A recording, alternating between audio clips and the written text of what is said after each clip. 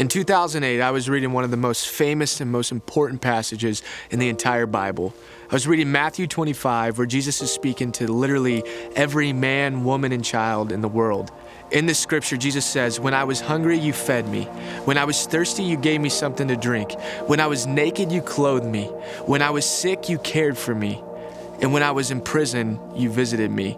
Then the righteous will answer him, "Lord, when did we do these things for you?" And the king will reply, "Whatever you did to the least of these, you did for me."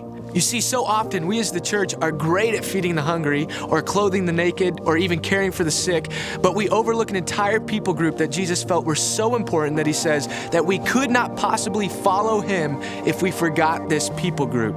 See, that day, this scripture began to stir a whole new meaning in my heart. I read that scripture in a way that I had never read it before. Jesus was telling me, if you want to serve me, you must serve these people. If you want to love me, you must love these people. And that is where I began to build a burning passion in my heart to take the church to an all too often forgotten people. You feel forgotten because no one shows that they're concerned about you. Maybe you don't get mail, maybe you can't call home. You gotta know, you gotta be here and feel what it feels like, because some mistake that you made, a bad choice that you made, put you here. You can't explain that loneliness.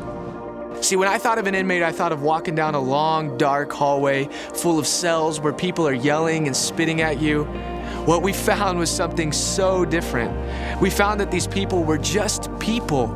Someone who has a family, someone who made a mistake, and then the only difference between them and us was that they got caught and we didn't.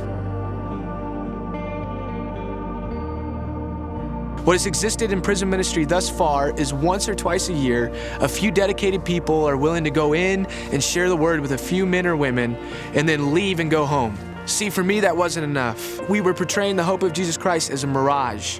We were going in, speaking the good news and this hope that Jesus could provide, but the second we left, our relationship stopped there. There was no community, no follow-up, there was really no care. I began to wonder, what if the church showed up?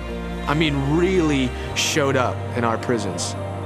That's what God Behind Bars is all about. Mobilizing the church to unleash God's grace on people in prison. On Christmas Eve 2009, we launched in our first prison in Nevada. That first night we showed up, we didn't know what to expect. When we opened the doors, these women just began to pour into the room. As the music began to play, we were dancing and singing louder than anything I'd ever witnessed before. So our team began to dream, what if we were able to reproduce this in 5,000 prisons around the world? We launched in our second facility in Oklahoma, where literally over 90% of the jail was attending God Behind Bars. Since the success of that and the generosity of so many people, we were able to launch in prisons in Alaska, Colorado, Florida, and Texas.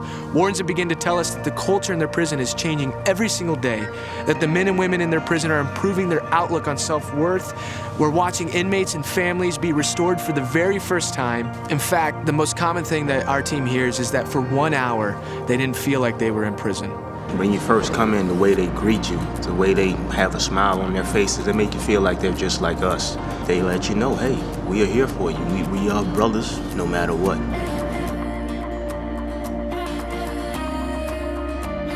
95% of these people will be released back into our community one day. Statistics have shown us that 75% of these people will reoffend within the first 3 years of their release. We began to see statistically that the reason why these people are where they are today is because we as the church didn't fight for them yesterday. We don't just try to introduce an inmate to Christ. We try to provide a lifelong, sustainable relationship with Christ. That's connecting them with their families through churchinside.com, where they have the opportunity to grow together.